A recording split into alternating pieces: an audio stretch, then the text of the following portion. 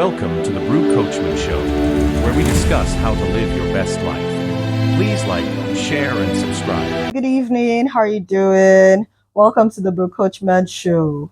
How was your day? Did you enjoy your day today? Hope it wasn't too stressful for you.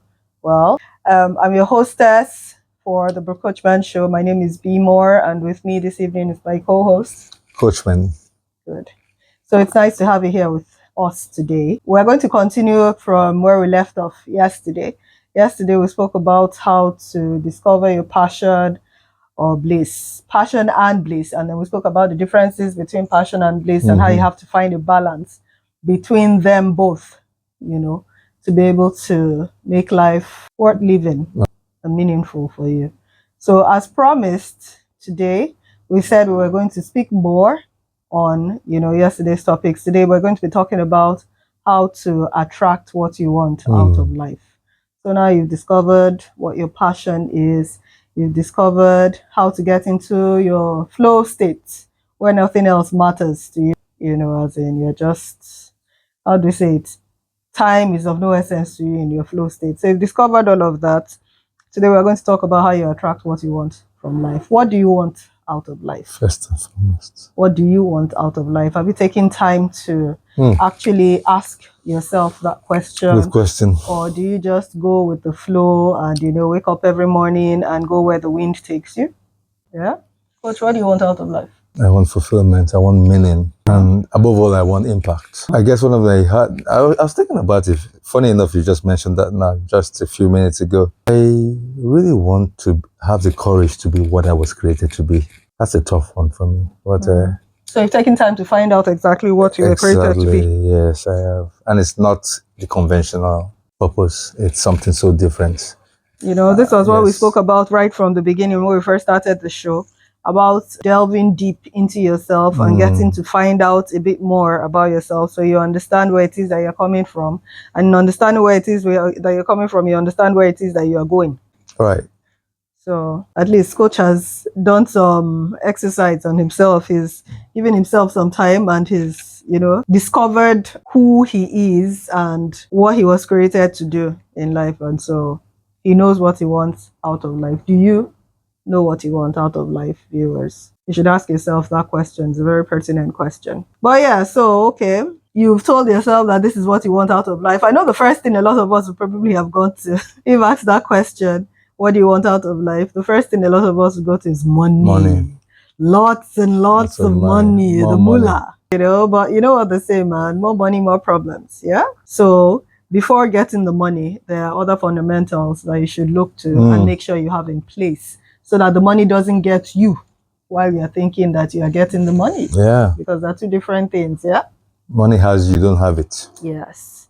You cannot serve two masters, So money is a master. And if you don't master it, to master you. So there are some things you need to put in place first before you go for the money. But let's delve into it.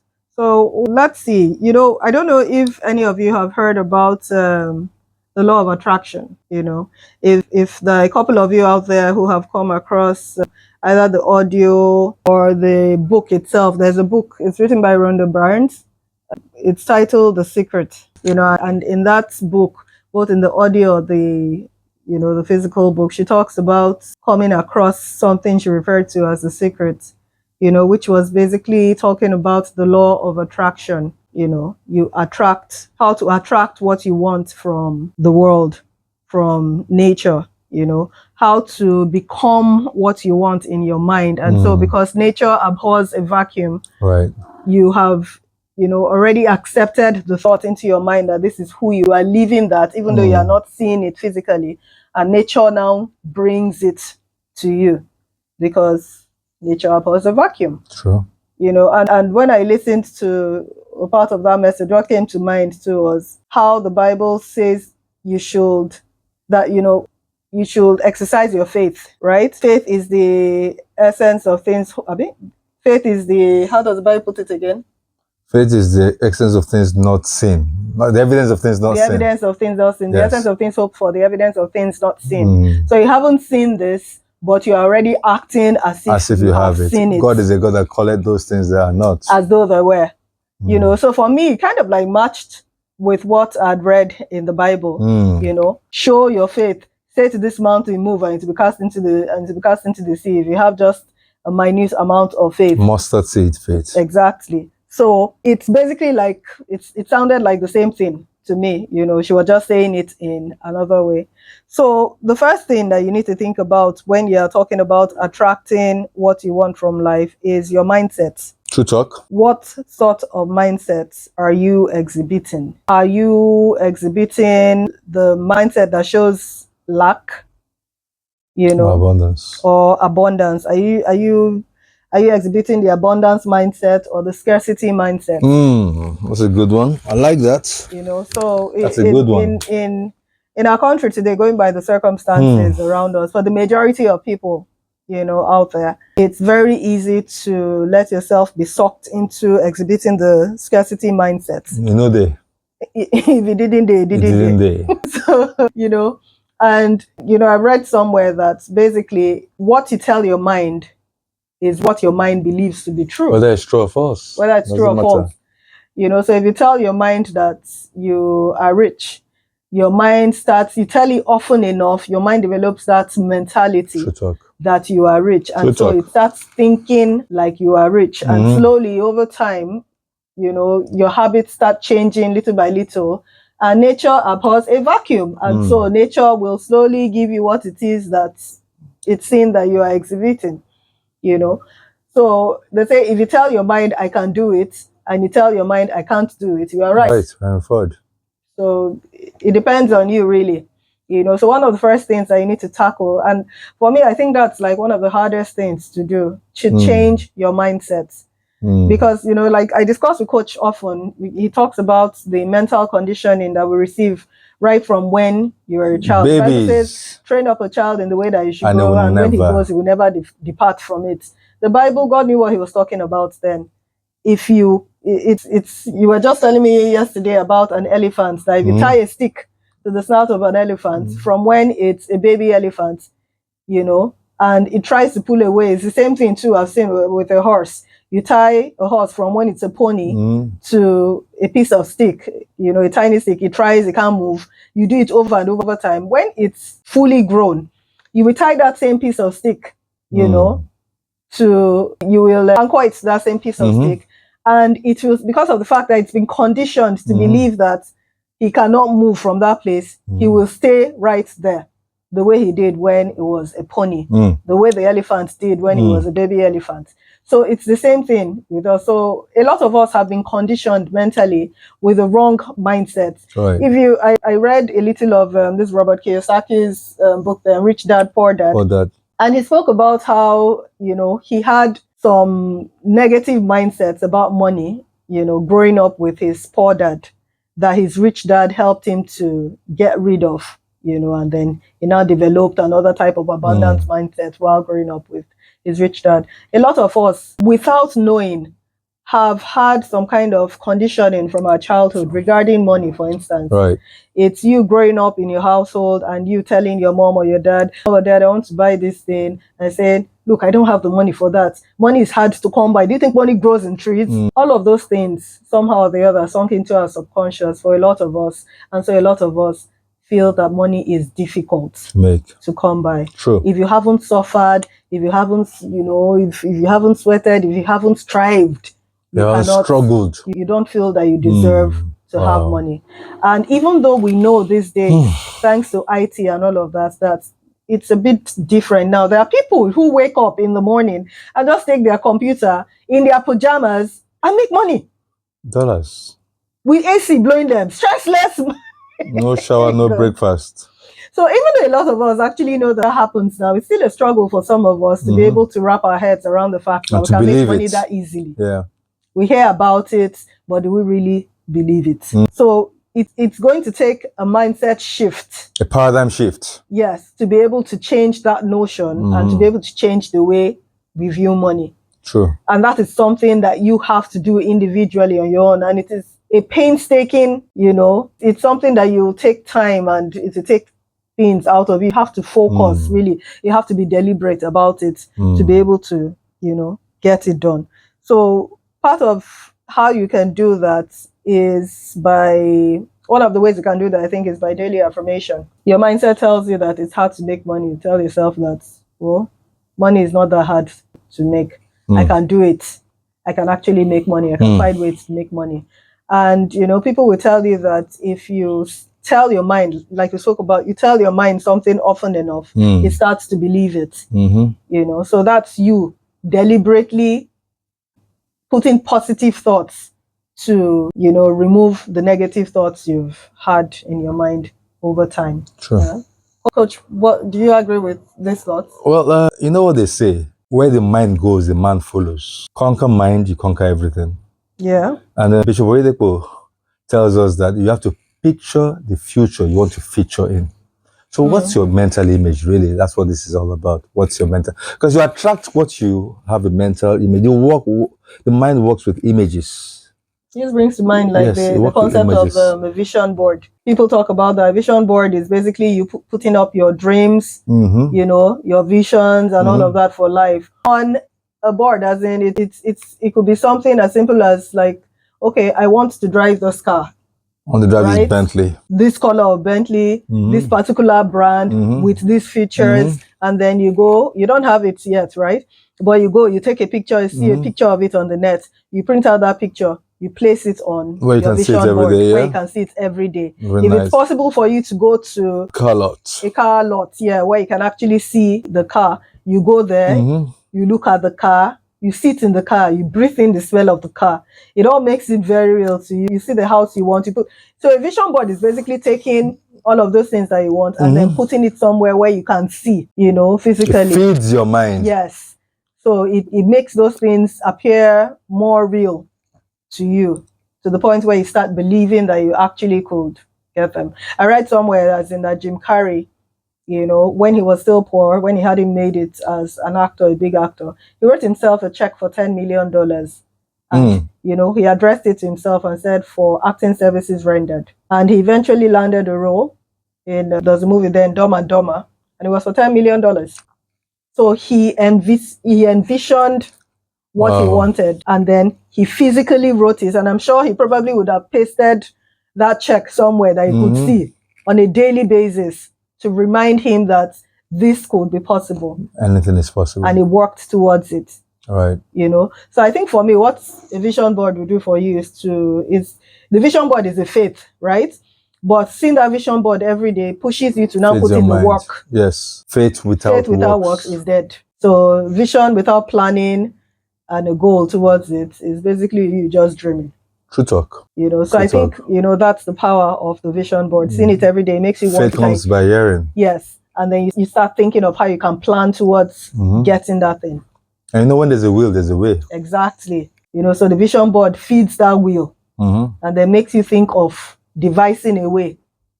Stretches your mind. To get that. So that's one way. Yeah. So, the having the vision and all that in your mind is basically providing clarity for what you want. And then it also helps you now, it brings out the will to back it up with action. The energy. Yes, to back it up with action, So when you do that, you can now start breaking down what you want to do in small steps. Okay, I want this car. I'm going to work towards getting this amount. And then I'm going to think about investing this amount, small steps, small goals, and then you're able to start looking at, okay, how far have I gone, and all of that. You come up with SMART goals. Your goals should be specific, measurable, achievable, relevant, and time bound. So you can now start working towards it. And then in doing that, to help you actually keep to it, you should find an accountability partner. You should find an accountability partner. What an accountability partner does for you is to ensure that you do not go off track. Exactly. Stay true to your dreams. It's going to keep whipping your butt. You are going to hate the person sometimes, but in the long run. Like what I do for you, right? Yes. Okay. Yes. But in the long run, you get to thank the person. So an accountability partner could be a person, or it could be a group of people. Say, for instance, now, like there was a lady I came across on YouTube one time, and she wanted to lose weight, right? She was overweight, and she put herself out there. she stood in front of a camera, she measured herself, as in her waist, everything. And then she said, look, this is what she wants to work towards. You know, she needs people to help her be accountable for it.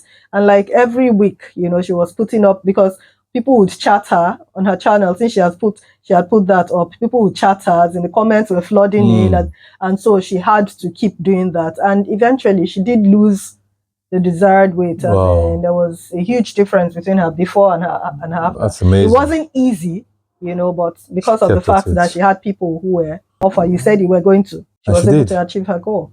So that's what an accountability partner, you know, helps you do. So it helps you build support from people, because you have these people cheering you on and saying, okay, you said you were going to do this, let's do it. I believe you can do it. I believe in you, and all of that. That's right. And you're able to. It's actually your fan club.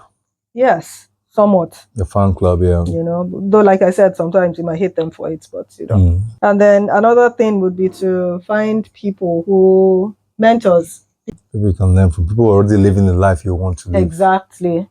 You know, if possible, if you can actually get to one or two of them, you could ask questions, you know, so that they can show you the way. Because they've been there, so they could tell you the pitfalls to avoid, you know, to make your journey a bit easier than, and smoother than theirs was, you know. So that's another, that's another good way. So in doing that, you have to network with people, you might have to collaborate with people and all of that.